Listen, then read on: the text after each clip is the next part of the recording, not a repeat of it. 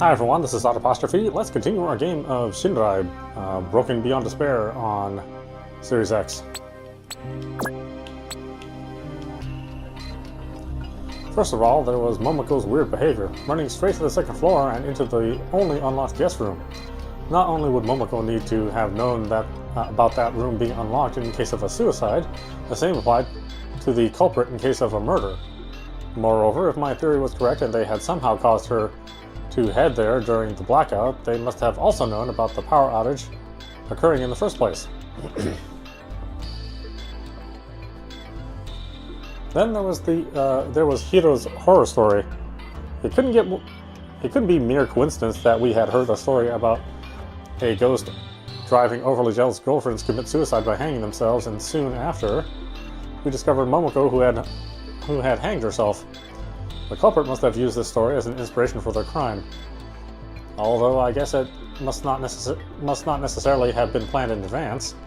After killing Momoko in that guest room and seeing the rope around her waist, it could have been a spontaneous idea. In any event, with that, we already had 4 requirements for our culprit. They were one of those who had left the dining hall during the first blackout. They must have known in advance about the power outage occurring tonight. They must have known about the second floor guest room being unlocked, or even have gotten a chance to unlock it themselves. They must have been present when Hiro had told us about his horror story. But that wasn't all. There was actually one more requirement. One of the biggest reasons why I had even started considering the possibility of a murder. The phone in the reception and the second power outage. No one would go as far as to cut the cord of a phone for a mere prank. So, for what other reason could anyone have done it then? Only to prevent us from calling an ambulance, and the police, of course. And for a murderer, it made a lot of sense to do such a thing, didn't it? Maybe they needed some more time to get themselves a proper alibi or get rid of incriminating evidence and... Curses, I was only realizing this now. Of course, taking all of the above into account, especially that last part, there was one single person among us who was more suspicious than anyone else.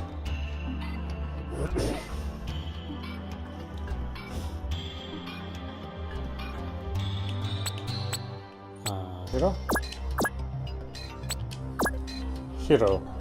He was the one who had come up with that horror story, so that alone made him quite suspicious. And judging by the argument that had resulted from it, his relationship with Momoko must have been rather strained, which could be seen as a possible motive. Moreover, he had been the one barking orders around after Momoko's discovery, sending Barachan and me away and then entering the guest room to take care of Momoko himself. Kamen might have entered with him, but he had later kicked her out to be alone for a while. But what if he had done so for a very different reason? No, before jumping to conclusions, I had to take this one step at a time. First of all, did he fulfill all of the other requirements? If so, there must have been a way for him to have somehow known about Rai's plans and the occurrence of the first blackout in advance.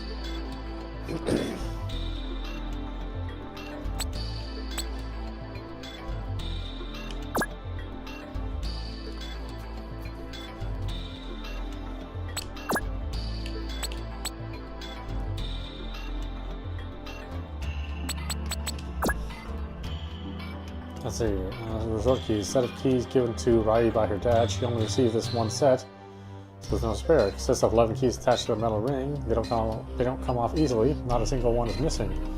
According to Rai, some keys can only be used on a specific door, like the ones in the manager's office or breaker room, while others can be used on multiple doors, one key for all the guest rooms. There's even a master key that can unlock all the guest rooms. Rai always carries them with her. The only time she gave them to someone else was when Hiro wanted to unlock the restrooms on the first floor. It was after that, however, that she unlocked the breaker room, and she was sure that no one had a chance to sneakily switch out any keys without her noticing. Thus, it's a mystery as to why the breaker room is locked and why none of the keys fit in the keyhole.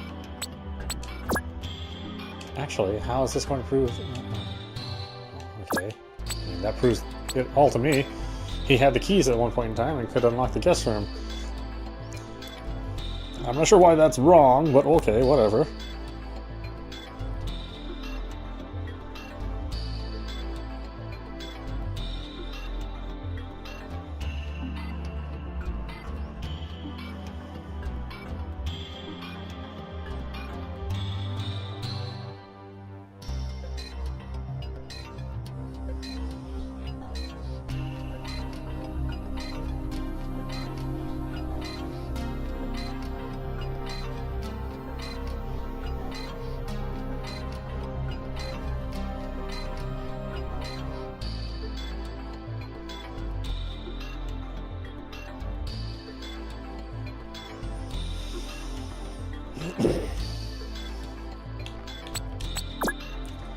see, when we first arrived at the resort, the candle stands illuminated the first floor hallway. Now, however, not a single candle is burning. I can't make any estimates about their initial measurements, but currently they're about 5 centimeters in diameter and 14 centimeters in height. When I examined the one near the entrance to the dining hall, I noticed that its wax was on it. This is...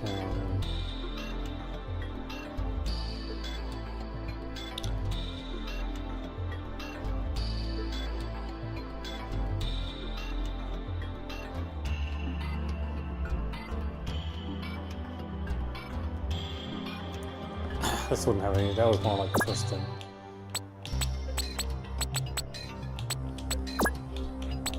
Questioning results. Rai told us that aside from Runa, Kamen had also been involved in the party preparations.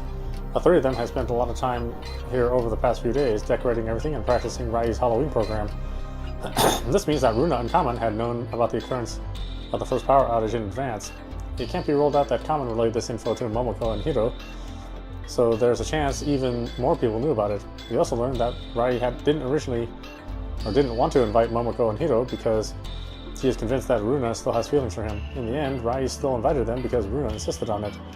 Runa denies having feelings for Hiro or hating Momoko. She even tried to become friends with her, which is why she agreed to the partner cosplay. Of course, Rai had told us that Kamen had been involved in the party preparations. Considering how close she and Momoko had been, it was possible that she might have told her about it. And in much the same manner, Momoko could have told Hiro.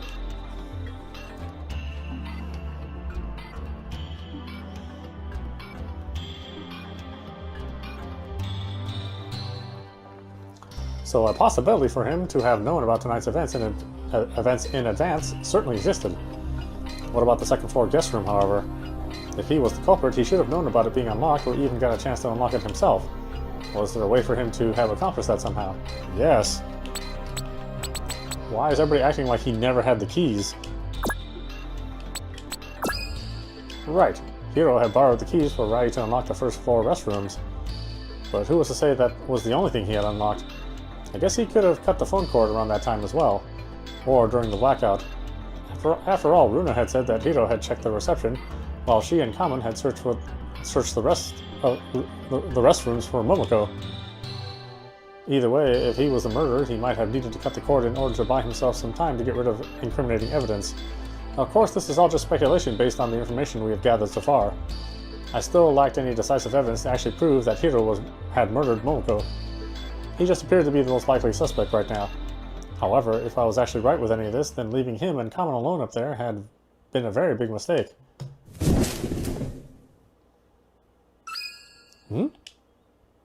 Surprised by the sudden noise of the sliding doors getting opened, I raised my head. I had been so deep in thought that I had completely blocked out everything around me. When I looked over to the entrance area, I could see Runa standing there, holding a candle in her hand and ready to leave. Where are you going, Runa? I will be heading to the restrooms. I'm not feeling so well and cannot listen to this nonsense any longer. I think I'll need a moment for myself, so if you'll excuse me. Runa, wait! I'm gonna go after her. Oh, no you won't. We can't let her go by herself. I'll be going after her. You'd only make things worse. But... Don't piss me off even more, Taiko. Ugh. I'll go calm her down and bring her back. You guys wait here. Taiko opened his mouth again to object, but Rai's deadly glare was enough to make him swallow his words and stay quiet. I was actually hesitant about saying anything to her myself now, let alone mention any of my recent thoughts about Hiro. However, someone had to get to the second floor, ASAP. So when Rai spun around in order to leave, I quickly shot up to my feet. Wait. Let me come along, please. Huh? Raiko-chan? Someone needs to check up on Hiro and Kamen, so... Well, I guess that's true, but... If Raiko-chan's going, I'm coming too! Bata-chan clung to my arm again and didn't look like she was willing to let go of it anytime soon. I was kind of surprised that she actually wanted to go back up there, to where we had found Momoko. But I guess she really felt more comfortable as long as she was with me. Hey, now hold on a sec. We shouldn't all leave now. Well, we shouldn't all leave now. But I want to stay with her. Rai didn't seem happy about this. For a moment she looked as though she was going to say something to stop us, but in the end she didn't. She must have realized that she couldn't bring up an excuse like it's too dangerous. At least not without indirectly admitting that there might be some truth to Taiko's words. After all, danger would have only existed if one of us was indeed a murderer. Alright, I guess I can't stop you. You two will stay here, though. I doubt Runa wants to see you right now. And to be honest, I don't want to either. So yeah, please keep an eye on that guy for me, Mika. Okay, leave it to Mika. No Taikos will be leaving unharmed. A moment of silence has passed as Rai and Taiko quietly exchanged gazes. He seemed very dissatisfied with her decision, but there was nothing he could do about it. She had made herself quite clear. And although her expression had softened a little and she seemed a bit apologetic, he knew that any further objections would have only resulted in more arguing. So, without saying another word, he sat down at the dinner table again next to Mika. It was rather sad to see how everything had turned out. This certainly wasn't how Rai had envisioned her party to be, or any of us for that matter. Unfortunately, if my suspicions would turn out to be accurate, it was only going to get worse from here on out. New diary.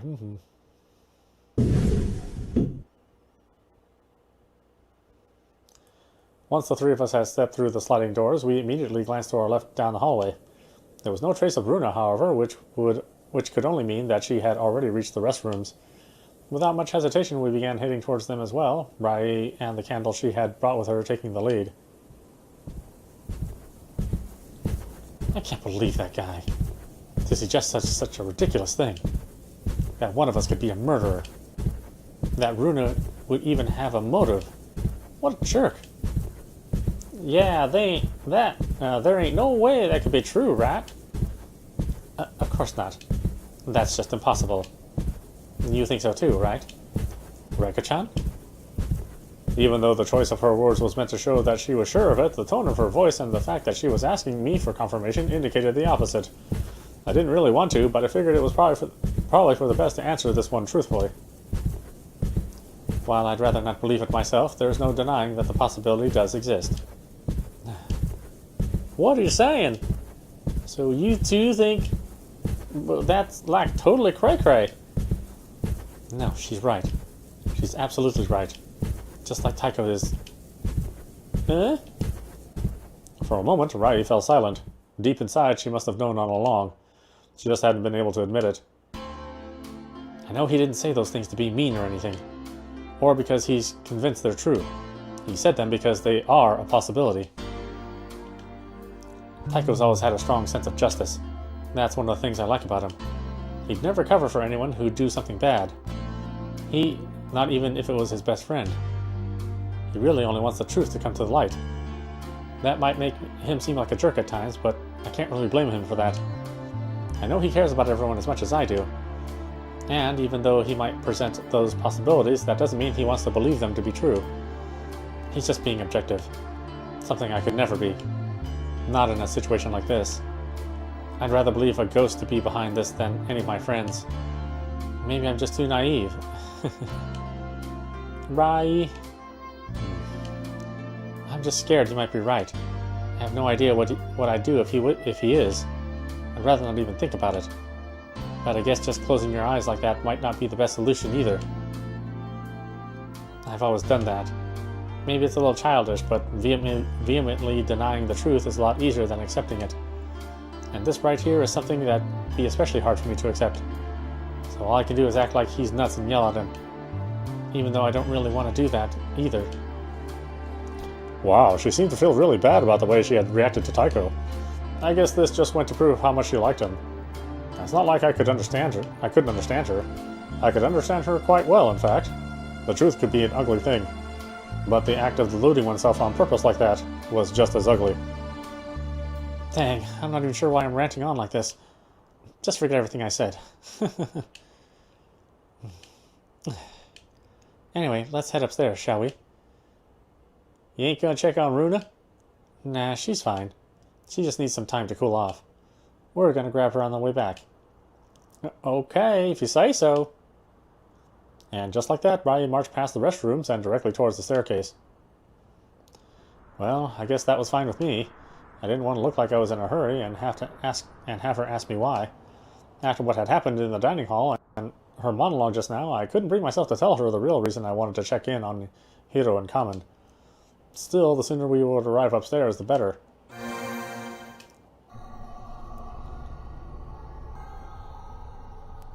When we reached the second floor, the hallway stretching out before us was completely dark. Not a single shred of light was coming through the window at its other end. If it hadn't been for the candle Rai had brought with her, we wouldn't be able to see a thing. Then again, even with the candle, we couldn't really see anything. Or anyone. The corridor was just as empty as it was silent. There was no sign of Hiro or Kamen. That can only mean that he must have let her into the guest room again. However... Dang it, which one was it? I only remember it being somewhere in the middle of the corridor, on the left side. Wasn't it the door with that weird Halloween sign on it? Oh, right. I totally forgot about that. That reminds me, we still don't know what that's all about. We continued passing all the guest doors until we arrived at the one with the piece of paper still attached to it. As Rai bathed it in the flickering light of her candle, we couldn't help but stand there in silence for a moment and stare at it. Happy Halloween. Just as Rai had said, it was still unclear who had put it there and for what reason. All I could say was that it wouldn't have made sense for Momoko to do it right before hanging herself. I mean, who would ridicule their own death in such a way? If she had been murdered, however, I guess it would have been the work of her killer. But even then, why leave a piece of paper such as this on the door? Simply to mock us? In any case, it was certainly rather puzzling, but there was still time to figure this out later. For now, there was something more important to take care of. Kamen? Hiro? You guys in there? We waited for a few seconds, but there was no response. Rai tried knocking at the door again, but still nothing. Unsure of what to make of this, the three of us exchanged puzzled gazes. I suddenly had a really bad feeling about this. A little hesitant, Rai reached for the handle. She wrapped her fingers tightly around the metal and looked at Bada-chan and me for confirmation. We both gave her a nod, and with a gulp, she slowly pushed the door open.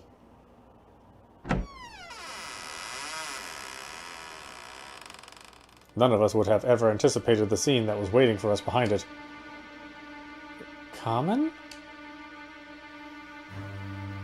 Uttering those words in an unstable voice, strained by disbelief and confusion, Rai came to an abrupt halt after barely setting a foot into the room. Just like Bada-chan and me, she was petrified by the sight lying in front of us. The dim light of her candle wasn't strong enough to penetrate the thick layers of darkness veiling most of the room's interior, but nonetheless. On the other side of the room, we could clearly see someone kneeling on the floor. The face was masked by shadows, but the clothes were unmistakably Kamen's. She wasn't showing any kind of reaction towards us, however. Instead, she was staring straight down at the ground, holding one of her hands high above her head. Kamen? What are you doing there? Again, no reply. It didn't seem like Kamen was paying us any attention at all. Just what was going on here? What in the world was she holding in her hand? I couldn't really make it out due to the lack of light, but whatever it was. She suddenly let it swoosh down and rammed it into the floor, creating a wet, somewhat mushy sound upon impact. I had no idea what had just happened, but one thing was for sure. The floor was covered with the same tatami mats as in the dining hall, so it couldn't have made that kind of noise. No, there was something else lying right beneath her.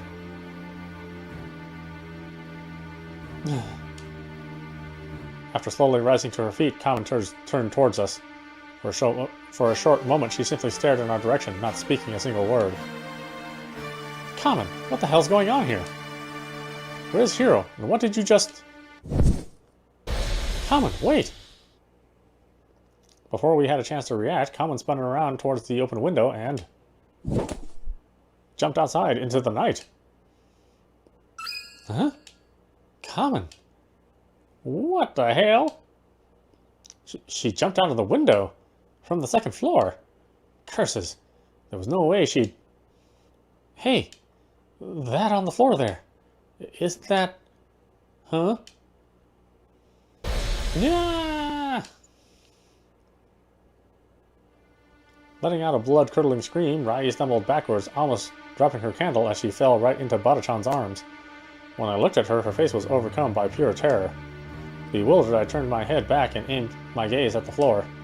It was so dark that I could hardly recognize anything, so I took a few more steps into the room to get a better look at whatever had scared her that much. But my eyes spotted there on the floor, on the very spot where Kamen had been kneeling a moment ago.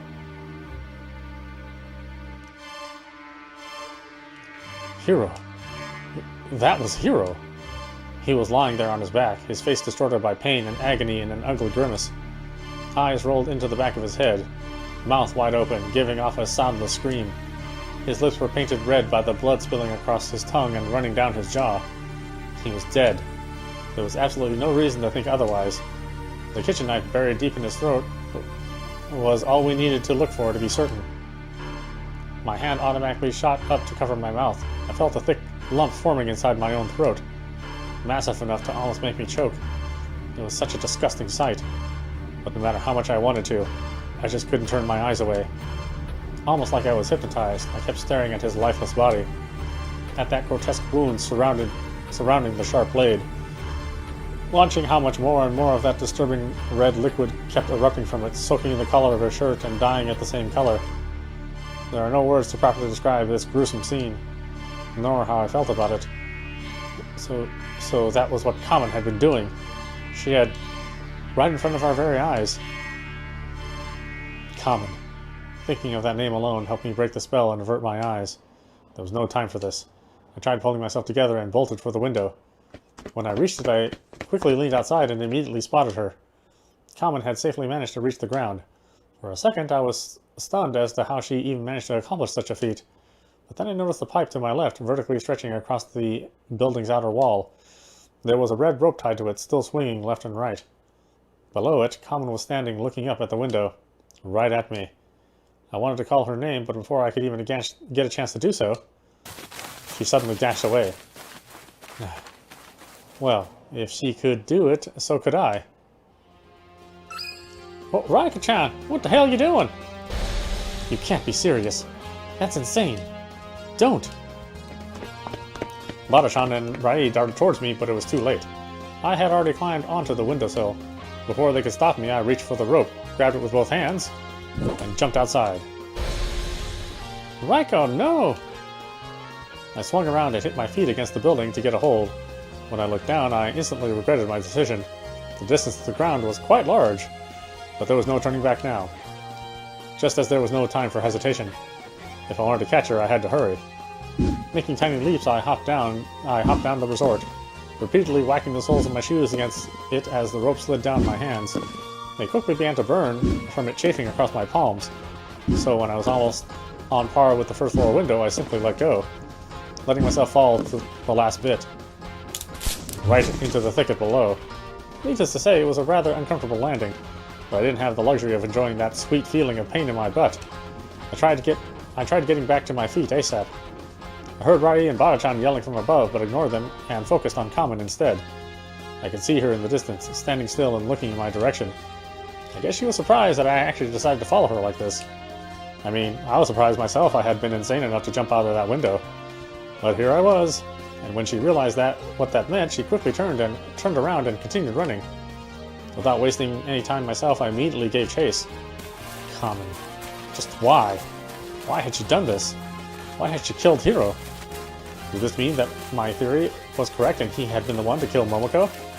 Had Kamen figured it out herself and decided to take revenge on him? Subsequently becoming a murderer herself? Was that what had happened? I guess it was a possibility. However, thinking about this now was pointless. If I could just catch her, I could hear the truth from her own mouth.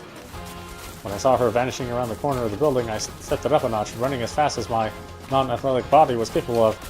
However, where did she... Once I had reached the corner myself, I instantly hit the brakes. She was gone. I couldn't see her anymore, nor could I hear her footsteps. All that was reaching my ears now was the restless cackling of the cicadas. I had lost her. She didn't have that much of a head start, though, so she couldn't have vanished into the dark distance ahead. But then, where could she have... My eyes instantly fell on the thick, gapless rows of black trees surrounding... or gapless rows of the black trees surrounding the resort. That seemed to be the only possibility, but if she had actually escaped into the forest, trying to find her would be next to impossible. I strained my eyes and ears, trying to make out any signs revealing her location. Unfortunately, it was too dark to see anything, and any noises she might have made were deeply drowned among the relentless waves of insect cries. Curses, what to do now? Trying to get through the forest in this darkness was a surefire way to get lost. She must have known that herself. Then again, it was not like she had much of a choice. If she didn't want to be caught, returning to the resort was out of the question now. Left with not much of a choice myself, I decided to keep moving. It was possible that she had only vanished from my sight while continuing behind the front row of trees. If she safely wanted to escape from here without getting lost, her best bet was to take the stairwell at the main entrance, which led down to the parking area. Even though my stamina was already dwindling, I mobilized all my remaining energy and ran as fast as I could. I had never been much of an athlete, but I wasn't willing to give up just yet. I had to catch her, no matter what. Rika-chan! I could hear Bada-chan's voice in the distance. Rai also seemed to be shouting my name. Soon I was able to see the light of her candle shimmering through the darkness. The two of them were already at the main entrance. Rika-chan! There you are! The hell were you thinking? Once I reached them, I slowly came to a halt. My heartbeat and breathing speed had increased considerably. I was completely out of breath and needed a moment to catch it, but Bada-chan didn't give me much of a chance to. Instead, she only caused me even more breathing troubles by throwing her arms around my exhausted body and squeezing it like it was no tomorrow. Are you crazy? I was so freaking scared. Don't you ever do that again, you hear me? Seriously, do you even know how dangerous that was? To think that you of all people. Well, what could I say? I was still surprised myself. I had simply acted on impulse. I didn't have the slightest clue what had been going on through my head at the moment. But one thing I knew for certain. I wasn't too keen on jumping out of a second-floor window ever again. Anyways, thank God you're okay. I mean, you are alright, right? You didn't hurt yourself, did you? I'm fine. Sorry for making you worry. Anyway, did you see Common? Nope. So I guess that means you lost her. Yes, unfortunately. Was the entrance still locked when you got here? Of course. I just unlocked it myself, so there was no way she could have gotten inside here. I see. So does that mean she escaped into the forest? But wouldn't that be a really bad idea? Yeah. Even in broad daylight, it's super easy to get lost. Besides, even if she makes it through, then what? The next city's far away, and she isn't going to get anywhere without a car. Unless she didn't mind taking a very long walk. So what are we going to do now? We can't just let her get away. Well, it doesn't look like we have much of a choice. Searching for her out there would be pointless. We're never going to find her. So I suggest we head back inside. Neither Bada-chan nor Rai seemed too happy with this idea, but there really wasn't anything else we could do. And now that we knew who the culprit was and another person had lost their life, it was all the more important to find a way to call for help ASAP. Besides, I really wanted to check out the second floor guest room again. There was something that was bothering me quite a bit. Once back inside, Rai made sure to lock the main entrance again, before we quickly marched through the reception and entered the hallway. She slammed the door shut behind us, and just to be safe, locked it as well. And just when she was done... Hello? We turned our heads towards the direction the voice was coming from. It was accompanied by the sound of timid footsteps and squeaking wood. Someone was slowly descending the stairs. After exchanging puzzled gazes, the three of us gathered in front of the staircase. Dim candlelight was illuminating the walls at its top. It didn't take long for the person holding the candle to come into view. Just like us, she was wearing a rather confused expression on her face. Miyamoto-san, Shinpiku-san, Akadori-san, what are you doing here? I could ask you the same thing. What were you doing upstairs? I thought you went to the restrooms. Well, I heard a scream coming from the floor above and got worried, so I went to take a look, but no one was there. Did you hear anything? Or was it just my imagination? Actually, I was the one screaming. Wait a sec. If you went upstairs after hearing me scream, shouldn't we have run into each other? Indeed. Rai and Bada-chan had immediately headed for the first floor after I had jumped out of the window. If Runa had moved up there after hearing Rai scream, they should have come across each other on the staircase. Well, I didn't head for the second floor right away. Don't forget, I was still inside the restrooms being occupied. Also, I wasn't sure at first if I had simply imagined it. It was only when I heard some more noise coming from the staircase that I decided to go take a look. Huh, so does that mean we just missed each other? It certainly sounded that way. So apparently, right after Bada-chan and Rai had gone into the reception and headed outside to look for me, Runa had left the restrooms to move up to the second floor. If that was true, they had perfectly missed each other. In any case, whatever happened up there that caused you to scream anyway? Where are Shirataki-san and Aiga-san? Wait, you didn't see for yourself? Didn't you take a look into the guest room? Well, I tried knocking at the door, but didn't get a response. And since it's locked, I assumed no one was there and decided to head back. What? What do you mean it's locked? Well, just what I said. The guest room where we found Mori-san is locked. Are you telling me that wasn't your doing, Miyamoto-san? Rai didn't know what to reply. Just like Bada-chan and I, she was utterly speechless. What the heck? What was going on here now? So Runa hadn't seen Hiro's corpse? Because the guest room was locked? How is that even possible? Miyamoto-san? Huh? Oh, yeah. That's right. I totally forgot, but I did lock the room myself. Probably better no one enters until the police arrive, you know. As for me screaming, I just got startled by my own shadow is all. Oh boy. Rai really was the worst liar I'd ever met. Runa gave her a suspicious look. She had obviously realized Rai wasn't telling the truth, but apparently decided not to press the issue any further. Anyways, would you please head back to the dining hall? I know Taika pissed you off, but, well, you know how he is. He just... Yes, I know. To be fair, I might have overreacted myself. And I guess arguing amongst each other is the last thing we should be doing in our current situation. We need to work together if we are to accomplish anything, so I was planning to head back and try to clear things up anyway. What about you, however? And Shirataki-san and Aiga-san? It's a bit complicated. I'll explain everything once everyone's back in the dining hall.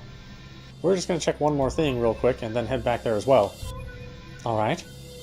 I'll let Kikai-san and Tamashi-san know. Thanks. Without speaking another word, Runa turned around and headed towards the dining hall. We waited until she reached the sliding doors, and once she disappeared through them, Rai let out a deep sigh of relief. It didn't take long for that relief to turn into a mixture of guilt and grief, however. Why didn't you tell her the truth? I just couldn't bring myself to tell her about Hiro. But she's going to find out sooner or later anyway. I know that, but still. Clenching one hand into a fist and tightening the grip of the other around her candle, Rai internally cursed our situation. Telling the others about what we had witnessed upstairs wasn't going to be easy. But as Bada-chan had said, sooner or later she had to. There was no way around it. She had seen the ugly truth with her own eyes. This time there was no deluding herself. Anyway, let's go upstairs. I guess it's time we take another look at that guest room. Bada-chan and I nodded in agreement, and with that, the three of us began climbing the stairs once again.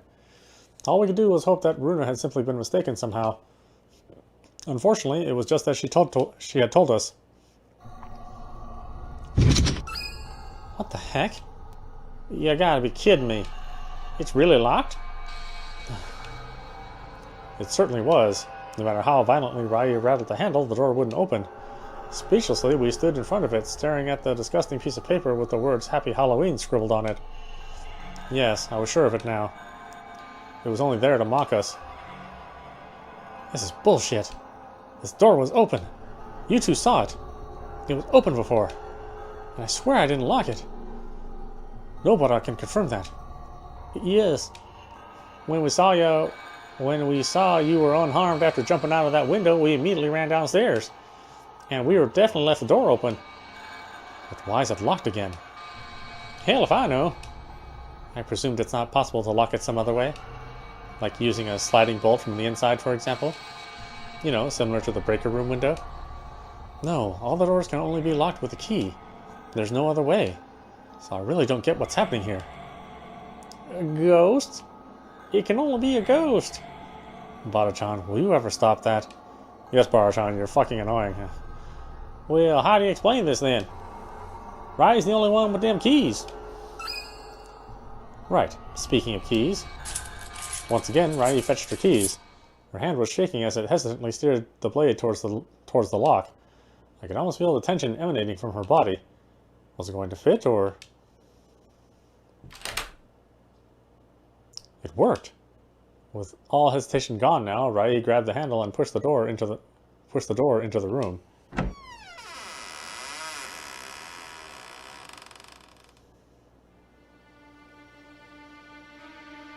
What the? Nothing. There was absolutely nothing. No trace of either Hiro or Momoko's corpse. Not even a tiny speck of blood on the floor. Even the window was closed. And not just that. As I went over to check it, I had realized it was locked. But how? How could this be? It was almost as though nothing had ever happened inside here. How? Ain't this the right room? It should be. The one with the Halloween sign. That was the one we opened earlier, remember? So it's gotta be this room. Where the heck's Hiro then? And Momoko?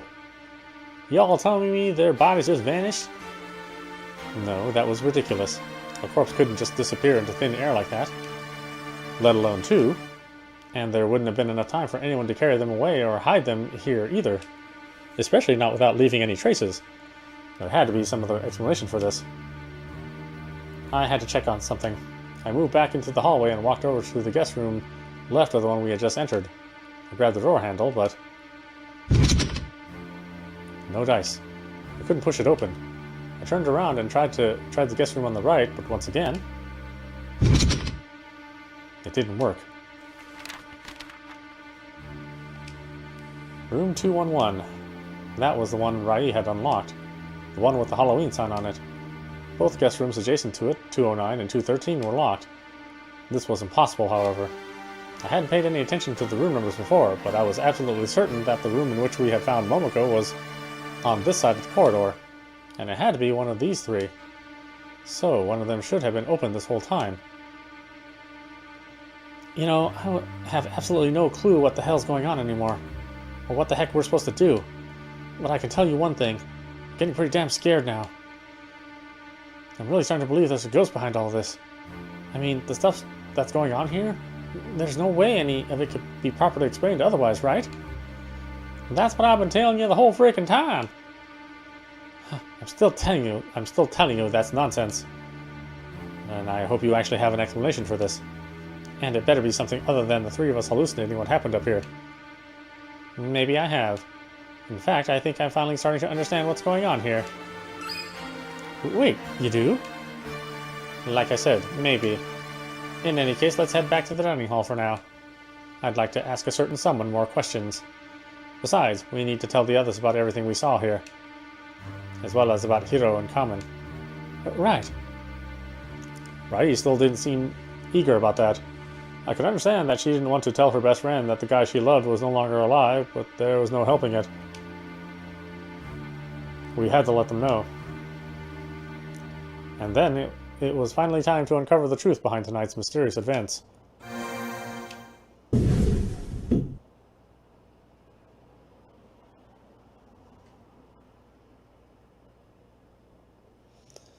When we returned to the dining hall, Taiko, Mika, and Runa were standing there, their eyes already fixed on us as though they had been watching the sliding doors the entire time.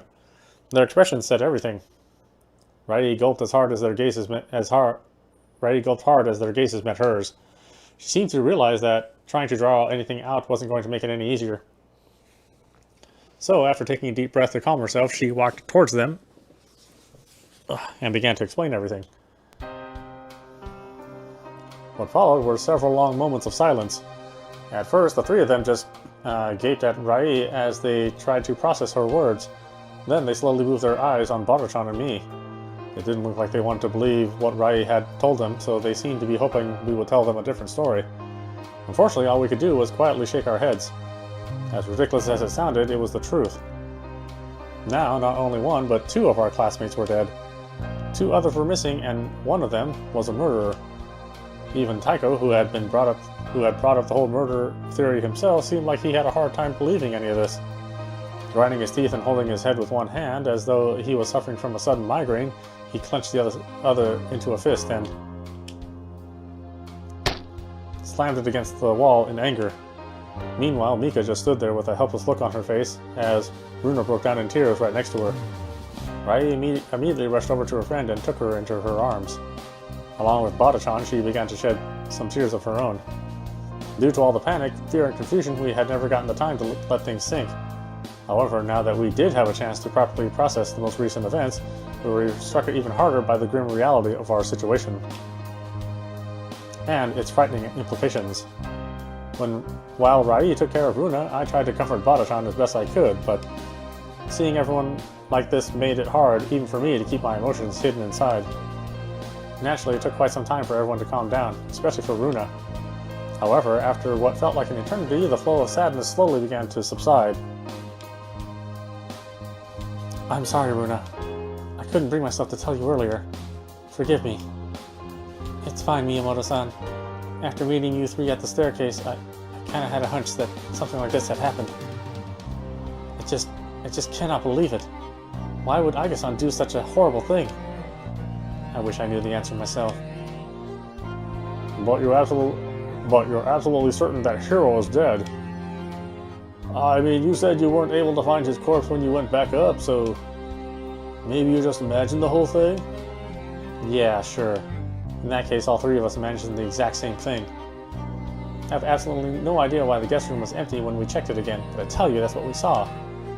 And there's no way Hiro could have survived it. I mean, sure, I didn't exactly check his pulse or anything, but Kamen rammed that knife right into his throat. He definitely died on the spot. The poor guy couldn't even scream. Huh? Wait a second. What had she just said? The poor guy couldn't even scream. I hadn't realized it before, but now that she mentioned it... Wait, was it possible that... Huh? What was that? What was that? Mika could have sworn she heard some weird sound just now. A weird sound? What exactly do you... Before he could finish, Mika pressed a finger against her lips, signaling him to shut up. The rest of us fell silent as we strained our ears and listened carefully, trying to make out whatever she had heard. There was nothing, however. Not even the slightest... No, wait. There was something. I could hear a faint, rather distant knocking sound. And not just that, there was something else. It almost sounded like a voice. Yes, a muffled voice yelling something. It was hard to make out, but... Help! Someone's calling for help! But where's it coming from? Taiko immediately got down on all 4s. He pressed his ear against the tatami floor, and just a moment later he jumped back up, his face painted with urgency. Right below us! It's coming from right below us! Is that... the breaker room?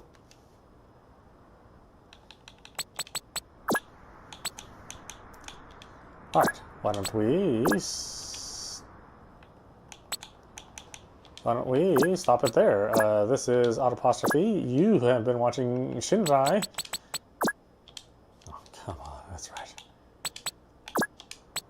Broken Beyond Despair on Series X. Anyway, I hope you enjoyed watching. I will see you at the next stream.